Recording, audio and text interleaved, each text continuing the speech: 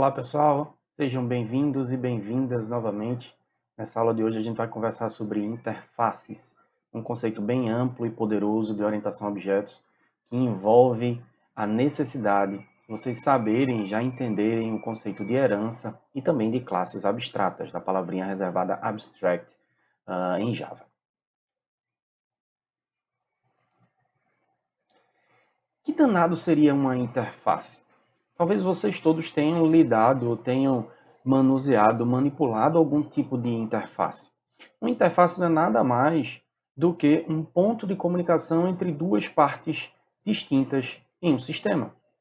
Um ponto de comunicação, algo que você usa para acessar um determinado serviço. Todos vocês provavelmente já usaram algum aparelho, algum smartphone, algum aparelho celular. E o aparelho celular ele tem uma interface. Essa interface nada mais é do que algo que você acessa aos serviços que estão disponíveis, que estão implementados pelo dispositivo.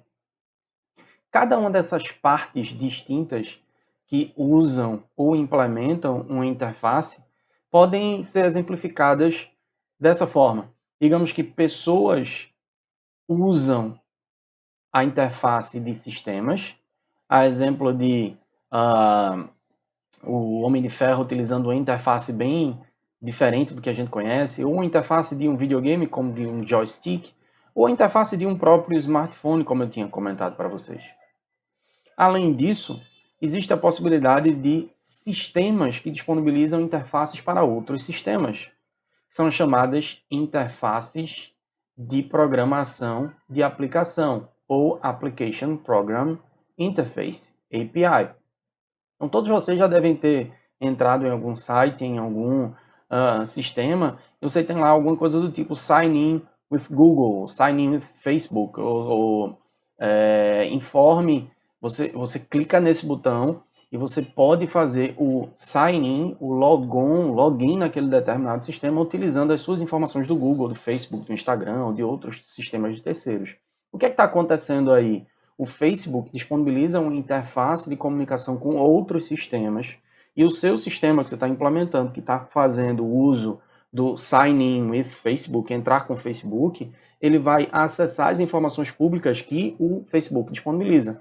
Então, o que acontece? O sistema A, que quer guardar a informação sua, pessoal, e o sistema B, que já tem essas informações, como é o caso do Facebook ou do Google, os dois entram em comunicação através de uma interface e existe um ponto aí de comunicação que sistema A requisita a sistema B responde a sistema A.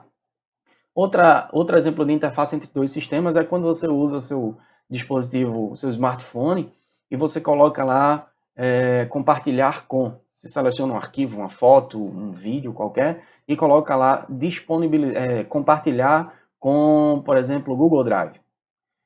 No momento que você diz compartilhar com o Google Drive, significa que eu estou acessando uma API, uma interface do Google Drive para salvar aquele arquivo em algum lugar. No momento que eu uso o WhatsApp, por exemplo, e disponibilizo, fazer um compartilhamento de vídeo no WhatsApp, eu também utilizo uma interface de programação do WhatsApp para ler o arquivo do meu dispositivo, de um sistema, e disponibilizar em outro sistema o servidor do WhatsApp que vai encaminhar isso para outros aparelhos celulares. Então, são sistemas que conversam também através de interfaces, certo? Nesse conceito, nesses exemplos bem simples, a gente consegue perceber que interfaces têm o utilizador do serviço e o implementador do serviço. Quem está aqui no meio é a interface. Alguém usa e alguém implementa. A interface é como se fosse um adaptador aí no meio, certo? A interface em si, ela não descreve ela só descreve, desculpa, como um determinado serviço pode ser utilizado. Ela não implementa o serviço. Eu só digo como eu vou usar o sistema, mas eu não implemento. Imagine um painel de um carro. Um painel de um carro ele tem um conjunto de serviços, como, por exemplo, virar para a esquerda, virar à direita, acelerar, frear, ligar o som do carro, ligar o ar-condicionado do carro, ou mudar a posição dos espelhos retrovisores do carro. O utilizador desse serviço é o motorista. O implementador desse serviço é o motor que está ali por trás. Qual o detalhe? O utilizador desse serviço não precisa conhecer como o motor funciona. De forma alguma, você para dirigir um carro, você precisa saber em detalhes como um motor a combustão, um motor elétrico funciona. Você não precisa saber. Você simplesmente sabe e conhece muito bem a interface que aquele carro disponibiliza para você. Como acelerar, frear, apertar a embreagem, passar uma marcha, virar para a esquerda, virar à direita, dar ré, mexer nos espelhos retrovisores e aí por diante. Então, os serviços são definidos na interface, mas a interface em si não faz nada. É como se você tirasse o painel do carro, e o painel do carro sem o motor, sem a implementação, ela não faz nada. O usuário do serviço acessa um determinado serviço através de sua interface. Esse é um conceito extremamente poderoso. Por quê? Principalmente porque o usuário não precisa conhecer o implementador do serviço. E lembra lá das aulas do professor Vanilson que ele falou bastante em alta coesão, baixo acoplamento? Quando você tira as dependências de duas entidades distintas, do utilizador e do implementador do serviço, você está desacoplando as suas entidades.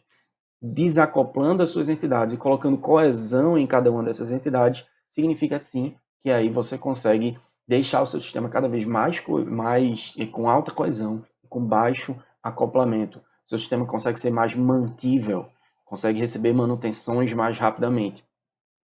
Daí para frente, a gente vai ver como funciona o conceito de interfaces numa linguagem de programação, como a gente está trabalhando com Java. E um exemplo que eu vou trazer é exatamente o mesmo exemplo da aula passada, só que adicionando uma vírgula a mais, adicionando um conceito a mais daí para frente. Lembra que na aula passada a gente trabalhou com o sistema de folha de pagamento, utilizando classes abstratas. Lá no nosso exemplo da aula passada, essa classezinha aqui, employee, o empregado, é uma classe abstrata, por isso que ela está em itálico aqui, e ela é herdada por três classes concretas: o empregado assalariado, o empregado que ganha por comissão, o empregado que ganha por hora e o empregado que ganha um salário base mais uma determinada comissão. O detalhe, se eu quisesse alterar esse sistema de folha de pagamento, de tal forma que eu aumentasse ainda mais, colocasse um novo nível de abstração em cima de employee e dissesse o seguinte: numa empresa, uma folha de pagamento, por exemplo, trata de pagar aos seus funcionários, aos seus recursos humanos. Mas numa empresa, eu não tenho somente recursos humanos a pagar. Eu tenho outras coisas a pagar. Eu tenho fornecedores, eu tenho serviços a pagar, eu tenho serviços de terceiros, não necessariamente o capital humano que está empregado na sua empresa. O que é que isso significa? Que eu posso aumentar ainda mais o nível de abstração e colocar uma entidade bem mais abstrata em cima de empregado, como sendo um item pagável. Um item pagável pode ser qualquer coisa, pode ser um empregado, pode ser uma nota fiscal, e uma nota fiscal que venha representar um serviço de terceiros, um pagamento a um fornecedor, por exemplo. As interfaces em orientação a objeto representam um caso bem especial de classes abstratas. Eu vou falar bem devagar agora. E se as classes abstratas tivessem todos os métodos abstratos? Todos os métodos abstratos. As classes abstratas onde todos os métodos são abstratos significa que ela não tem corpo de código nenhum. Significa que ela só descreve o serviço. Lembra do que a gente acabou de falar? Se a interface é algo que descreve como o serviço funciona, mas ela em si não faz nada, será que a gente consegue descrever uma classe abstrata onde todos os métodos são abstratos? E isso é, na verdade, a definição de interface em orientação a objeto. Todo empregado em uma determinada empresa vai receber uma quantia, só que agora a gente vai aumentar o nível de abstração, como eu tinha falado, e colocando um item pagável. E o item pagável vai ser acima de empregado, vai estar acima de empregado. O empregado vai ser um item pagável, assim como um invoice. Um invoice é uma nota fiscal, também vai ser um item pagável. Observem agora como fica a estrutura do sistema. Uma payable é uma interface, e essa interface é implementada, ela não é mais herdada, ela é implementada por invoice e por employee. Observe o seguinte, na nomenclatura oficial de UML, a linha de implementação é uma linha tracejada. A linha de herança é uma linha cheia, tá vendo? Então, employee está implementando o payable, invoice está implementando o payable. Beleza? Todo o código que eu vou mostrar nesses slides está disponível no link que eu vou apresentar para vocês já já. Também deixo na descrição desse vídeo. Bom, nesse exemplo, a interface Payable abstrai todos os detalhes de quaisquer classes que representam alguma forma de pagamento, ou seja, um empregado ou uma nota fiscal, um invoice, vai ser um item pagável. A interface somente descreveria a assinatura dos métodos, ou seja, a interface não é nada mais do que a declaração de como o serviço vai funcionar, sem a implementação do serviço. É só a descrição do serviço, mais nada. Ou seja, para pensar, toda e qualquer classe pode ter, na verdade, uma interface dela. Toda e qualquer classe tem uma interface que, na verdade, descreve todos os métodos públicos dela, certo? Vamos continuar e a gente vai ver o código de como funciona essa Payable, como eu vou estruturar a classe Invoice, é uma classe concreta, e observem que a classe Employee continua sendo uma classe abstrata, ela está em itálico aqui, não dá para perceber, mas a Employee continua sendo abstrata. Como eu tinha falado, o código de tudo que eu vou apresentar aqui está disponível nesse link que eu deixo na descrição desse vídeo. Bom, vamos definir uma interface Payable. A interface ela é bem simples de se definir. Public, e ao invés da palavrinha reservada class, eu uso a palavrinha reservada interface. Nome da interface, e eu defino essa interface dentro de um arquivo .java do mesmo nome. Observem o seguinte, nenhum método dentro de uma interface vai ser concreto. Ou seja, automaticamente qualquer método que eu defina dentro da interface vai ser abstrato. Ele não vai ter corpo. E eu não preciso colocar, na verdade é opcional, eu colocar a palavrinha reservada abstract. Vejam que agora o double get payment amount não tem parâmetros, retorna um tipo double e por definição ele é público e abstrato. Por definição, eu não preciso colocar public abstract em todo e qualquer método da minha interface. O que é que acontece? Para que eu tenha uma instância dessa interface, eu tenho que forçadamente criar uma classe que a implementa, não mais herda, como a gente falou, de classes abstratas. Interfaces diferentes de classes abstratas não definem construtores. Você não tem como ter construtores de forma alguma, porque as classes concretas é que vão ter seus construtores, são as classes concretas que vão implementar cada um dos métodos descritos na interface. N métodos que eu precisar definir na interface. As interfaces também não definem atributos, só que o detalhe, eu posso definir constantes na interface. Constantes com public static final.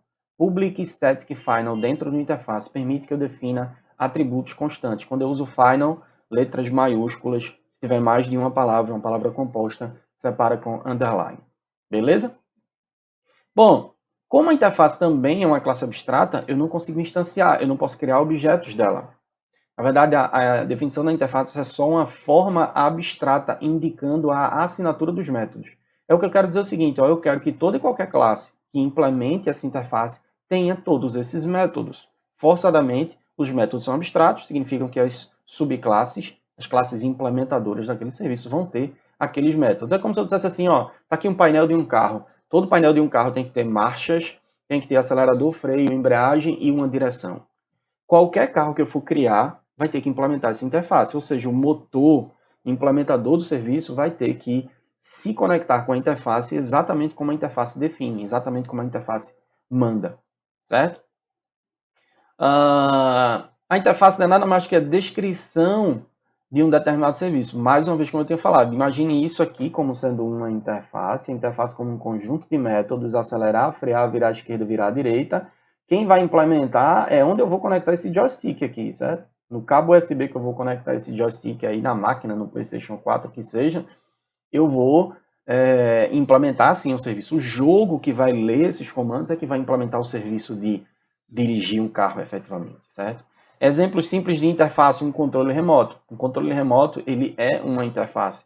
Uma interface pode ter um conjunto de constantes, um aumentar e diminuir volume, como sendo os serviços do controle remoto.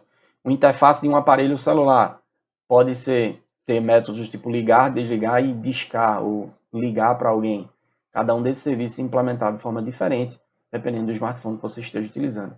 Ou seja, a definição de uma interface também se aproxima do que a gente conhece como interface gráfica. Quando você aperta um determinado botão, aquele botão está acionando um serviço que está sendo implementado lá pelo seu smartphone ou pela sua televisão que está atendendo ao comando do controle remoto.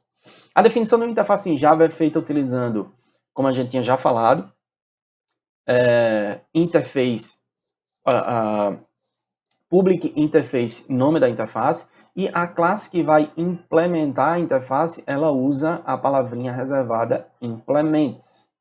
Certo? Então, esse implements aqui permite que a classe tenha todos os métodos, crie todos os métodos de forma concreta de cada uma das interfaces. É possível haver implementação de várias interfaces em uma única classe. Diferente de classes abstratas, quando você herda, você usa o extends, você só pode herdar de uma única classe. Interfaces, é possível você implementar várias interfaces na mesma classe. Ou seja, no final eu vou ter um subtipo, implements, supertipo, supertipo. Posso ter N supertipos separados por vírgula. Detalhe, a interface é um supertipo da classe que está implementando ela. Ou seja, eu posso fazer, lembrando da aula passada, employee, classe mãe, X recebe new salaried employee, um empregado assalariado. Salaried employee, classe concreta, subclasse. Employee é superclasse. Superclasse maior recebe instância da classe menor da sua filha, certo? Esse conceito de interface é bem amplo, principalmente para a gente separar as nossas camadas. Lembram que a gente falou um bocado, foi a aula apresentada pelo professor Van Nilson, quando a gente tem camadas de dados e camadas de negócio. E o acesso dessas camadas é feito da camada de negócio para a camada de dados, nunca ao contrário. A camada de negócio pode estar separada da camada de dados através da definição de uma interface. Vamos deixar esses detalhes de camadas com interfaces para a próxima aula. Por enquanto, a gente vai entender a sintaxe de como se define uma interface em Java. Beleza? E eu vou retomar esse conteúdo mais para frente. Então, como ficaria a classe invoice? A classe invoice seria uma classe concreta. Veja que eu não tenho a palavrinha reservada abstract nela. Então, a minha classe invoice, ela implements payable. No momento que eu faço isso aqui, implements payable, forçadamente, eu tenho que ter uma implementação do método getPaymentAmount, assim como um método concreto. Então, tem um corpo no método. Uma representação simples de uma invoice, de uma nota fiscal, eu vou ter o número da nota fiscal, a descrição dela, a quantidade de itens que tem naquela determinada nota e o preço por cada item. De uma forma bem simplista, tá, pessoal? Isso é um exemplo de código do livro Java Como Programar, de Deitel, capítulo 10.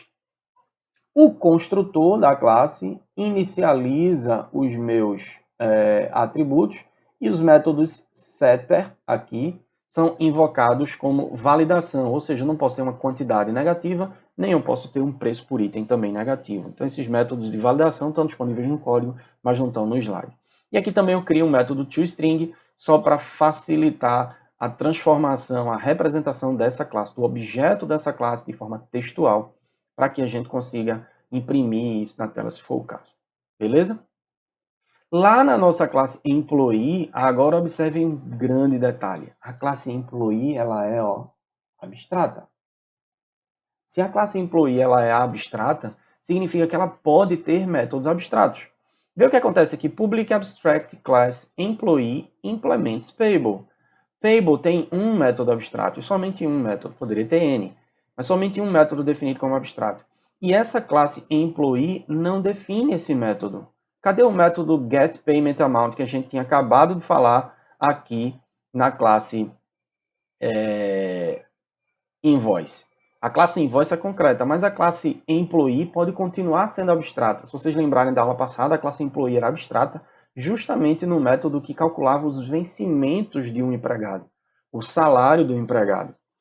E se agora eu estou considerando que o empregado é um subtipo de payable, significa que empregado é um item pagável, os vencimentos dele são calculados a partir do método getPaymentAmount. Estou trocando aí o earnings, o método de vencimentos, pelo método getPaymentAmount. E o método não existe aqui. De propósito, a gente não implementa o método getPaymentAmount, ou seja, ele continua abstrato. Por isso que a classe é abstrata. Por isso que a classe está aqui definida como abstrata, apesar de não ter nenhum método abstrato. Por quê? Ela continuou mantendo o método oriundo de Payable como sendo abstrato no corpo dela. Aqui eu tenho um construtor simples que inicializa. Lembrem-se que se a classe é abstrata eu também não consigo fazer new employee, ou seja, eu tenho que forçadamente ter uma subclasse de employee concreta que implementa o método abstrato desta classe que veio lá da classe Payable, lá da interface Payable, desculpa. Certo? Como ficaria o código do seller de employee? Public class, agora classe concreta, não tem abstract, tá? Public class seller de employee extends employee, ela herda de employee. Significa que o empregado assalariado, o seller de employee agora, esse carinha aqui que é concreto, tanto é um empregado, quanto também é um item pagável, um invoice.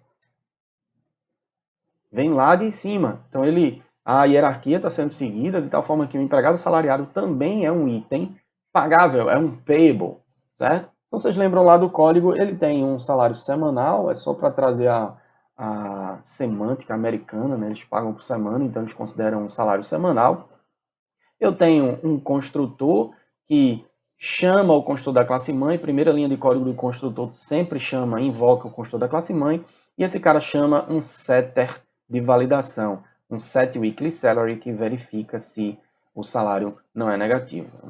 Faz uma validação aqui. E agora sim o método getPaymentAmount é concreto. Nada mais faz do que retornar o salário. Como esse cara é um empregado assalariado, o valor que ele teria a receber, o item pagável, o custo dele seria exatamente igual ao salário. Então eu só faço this.getWeeklySalary. Não faria muita diferença se eu fizesse return this.weeklySalary ao invés de chamar o getter diretamente. E aqui eu tenho um métodozinho toString para fazer uma representação textual do objeto e no momento que eu estiver testando ou usando essa classe, eu puder imprimir esse objeto, beleza? Como ficaria um exemplo de código de uso dessas duas classes aí, tanto a classe Invoice como a classe Seller Employee, que são as classes concretas, como ficaria esse exemplozinho de código usando polimorfismo? Com polimorfismo agora, vê o que vai acontecer. Payable Interface Test, uma classe bem simples que tem um método main, public static void main. Eu estou criando aqui um array de itens pagáveis payable, payable objects, new payable. Cuidado para não confundir, esse new payable aqui não é new na interface, tá pessoal? É um new de itens pagáveis, é um array de itens pagáveis de 4 posições, onde cada posição é nula. Em cada posição eu preciso inicializar com um objeto do tipo pagável. Como a gente colocou invoice e seller de employee, eu consigo instanciar esses caras. Então, payable objects na posição 0 recebe new invoice, na posição 1, new invoice, na posição 2, new seller de employee, na posição 3, new seller de employee. Então, eu tenho 4 objetos. Seller de employee herda de employee que implementa a interface. Lembrem disso. E aqui eu vou imprimir todo mundo polimorficamente for tipo da interface. Como é que eu recebo o tipo da interface? Se essa variável é do tipo dessa interface, significa que com essa variável eu só consigo acessar os métodos que estão definidos na interface. É nesse momento que eu desacoplo por completo o implementador do usuário. Observem que o implementador da interface vai ter um conjunto de serviços e o usuário, que é essa classe, que eu estou simulando o usuário como sendo esta classe, ele só vai conhecer a definição da interface. Eu não precisaria conhecer em nenhum momento a definição das classes invoice ou seller de employee. Certo? Por acaso, nesse exemplo, eu estou instanciando aqui, mas eu poderia tranquilamente estar dentro de um método, o método receber uma instância de um payable, e essa instância de um payable poderia ser tranquilamente qualquer instância de uma subclasse que implemente aquela determinada interface. E aqui eu estou mandando imprimir system.out.printf, %s. Esse cara vai ser substituído por esse atributo número 1, esse cara é o atributo número 2, e parâmetro número 3. Então, o primeiro %S vai para esse número 1, o segundo %S aqui vai para esse número 2, e o terceiro %, na verdade, que é %,.2f, vai para esse parâmetro 3. Deem uma olhada melhor como funciona o printf.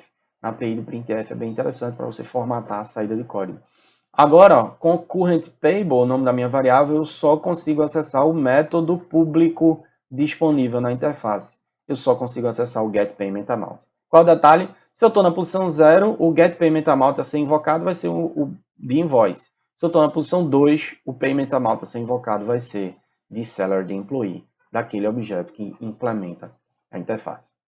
Espero que tenha sido claro. Mais uma vez, o código está disponível para todo mundo navegar, executar e dar uma olhada.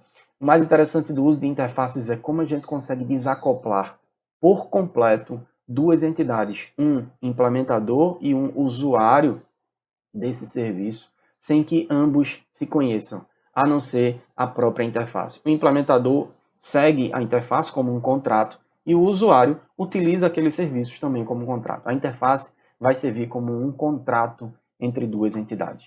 Beleza? Se ficou alguma dúvida, vamos interagir lá no nosso grupo do Telegram. Vamos interagir e tirar qualquer dúvida em relação a isso. Mas a gente ainda vai falar um bocado sobre interfaces e estruturação de sistema em camadas. Valeu, galera! Vai deixando o teu like para eu saber que você está assistindo esse vídeo e está acompanhando o nosso curso. Grande abraço, até mais.